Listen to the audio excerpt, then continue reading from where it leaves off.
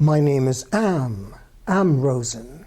Welcome to the podcast library, Psychological Keys to Human Fulfillment. You've entered the section of this library titled The Art of Health. This is podcast 2, Approaching Health, Part 2, Reorienting the Body.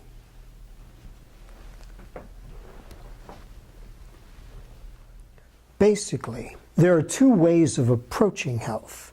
The first is getting away from a problem.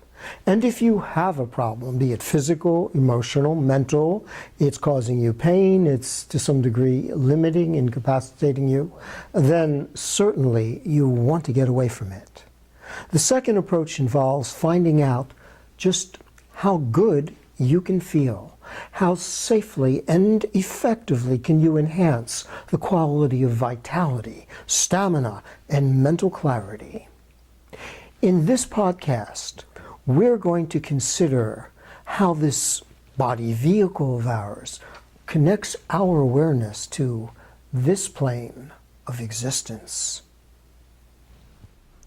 Your body is either your energy strata vehicle moving you through the materiality of existence, or your body becomes a deadening weight, slowly incapacitating you into a prison of diminishing returns and strangulating pain. In terms of comprehensive understanding, this is the smart one. This is the dumb one. Ah, yes. The beast needs a good master, or mistress, as the gender may be. Unconsciously, patterned from its genetic potential, the animal in the wild runs in association with nature, the nature of its body, the needs that sustain it, cue into the terra and fauna, the topography, the circumstances around it. The animal in the wild cues into the cycles of the day and night, to the cycles of the moon, the seasons of the year, to what's local, what's available, and what its needs are. It doesn't consciously contemplate these things. It responds to the needs of its body in the circumstances available. But when you bring an animal in from the wild and domesticate it, well, you've got to tell it where and what to eat, where to defecate, how to behave. You teach it. You train it. Your animal, your beast, the body, can and will adapt. But think about it. It's not running wild in nature. It's running in a mind-generated field of intellect where you have art and culture and science and all the various things we've created.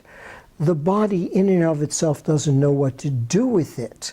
The foods, you can have foods out of season. You can mix and match them in ways you'd never find in nature. You can have electric lights that you can have daylight all night. You change the seasons of the year by our inventiveness. We have high-intensity extracts. And more than that, we have complex chemicals that are now starting to find a genetic basis in engineering. In and of itself, your body doesn't know what to do with these exceptional substances and circumstances. It's depending on you to work with it, to guide it, to understand what you're putting into it, how you're placing the body, and what you need from it. The body can and will adapt, but it needs you to guide it, to utilize these things. If not, if you just throw in a lot of stuff, the body will stick to the routines it knows and it won't know how to properly use them. You can create a lot of conflict in the body that way. Let's take a brief overview of the seasons of your life. You start out as a microscopic embryo inside your mother's womb. From conception up until about your early 20s, you are genetically engineered through a hormonally activated sequence of developmental processes to be in a state of excessive cell proliferation, we not only have to manufacture enough cells to take care of the normal wear and tear of our everyday activities, but we have to manufacture an abundance of cells to allow for the developmental growth of our bodies and the more sophisticated demands of our neurometabolic processes.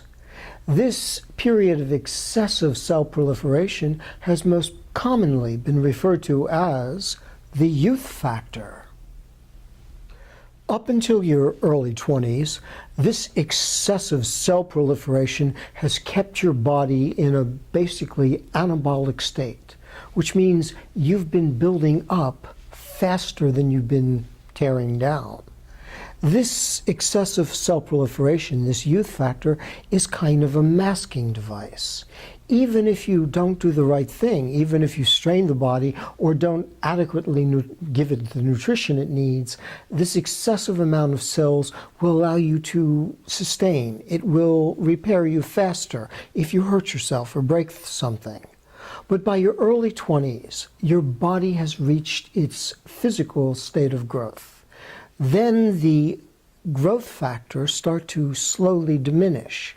But between 20 and 30, you still have enough of them being manufactured to where you maintain this anabolic state. But around 30, you start to cross over. The growth factors are slowing down, and you move from an anabolic state into progressively a more catabolic state. Now your body is starting to break down faster than it's building up. Now, depending on where your body's at, how you've treated it, what kind of blockages or deficiencies it might have, what kind of demands you're putting on it that you're not supplying adequate energy for, well, then your body will start to take longer to repair.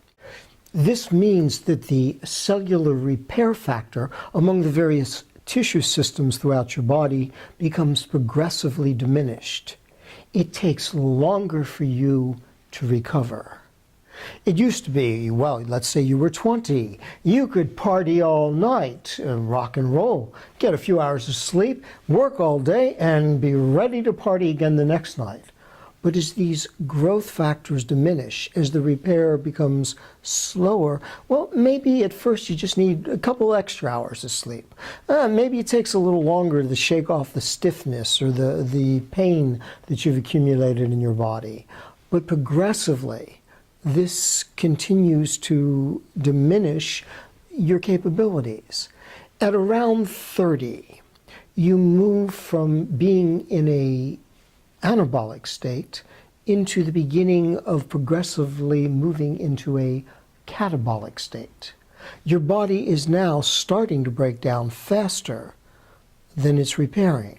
And as these diminishing growth hormones happen, well, it's taking longer and longer to recover. It's putting more stress on you. You have to start to make new lifestyle choices. You may want to be what you think was you at your height, but you may have to force your body to do that and incur blowback in other parts of your system, which will derail you. Or even if you can make it happen, you're so strained that you can't really enjoy it as much as you would like to. Progressively, as this happens, this becomes what's referred to as the aging process. With these considerations in mind, let's start reorienting the way we approach the health of the body.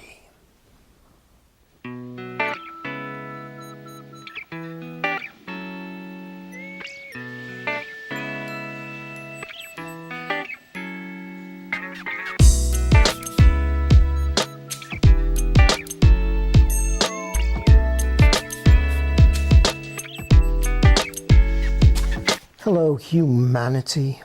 Good to see you. Let's review what we did during our first consultation. I wrote down your case history. I looked at the various test results you brought me from medical tests that had been performed on you in the past. I examined your structural alignment, both while you were standing and while you were lying on the table. While you were lying on the table,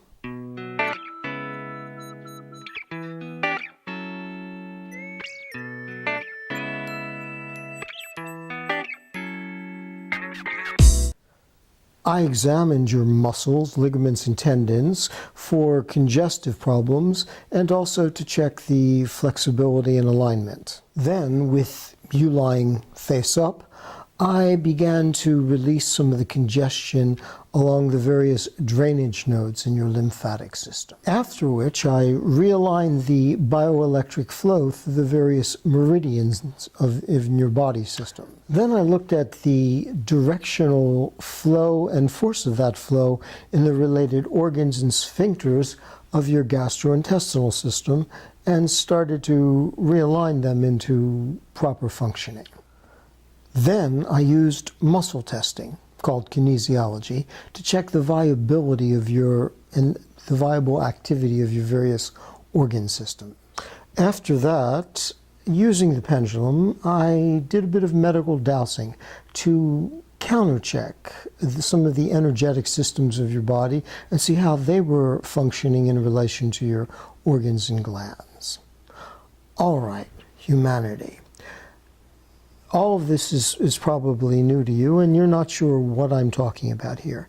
And I will be explaining this to you in detail as we continue to work together. What's important is a couple things. I want you to be very comfortable. I'm already comfortable.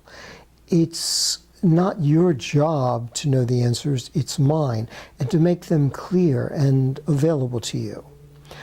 It's very important. I don't want you to believe what I'm saying. Right now, people believe just about anything you want to tell them. It's not your job to believe. It's my job to make clear, logical, demonstrable sense to you. When I'm explaining these things to you, you should feel comfortable. You don't have to worry about remembering it. You don't have to worry about applying it to other people. This is so that as we work together and you feel your body changing, you'll understand the changes taking place, and in the future you'll be able to adjust yourself a bit more on your own without any additional help. So if I say this is what's happening, I have to be able to show you exactly what it is, how it's constructed, what its interactive range of motion is, and how you can independently access it for yourself. If I'm not making clear, logical sense that I can demonstrate to you, then something's off. And I say that to you because part of you being comfortable is I want you to be able to ask questions, to challenge. Remember, you're employing my knowledge, my expertise. I'm working for you.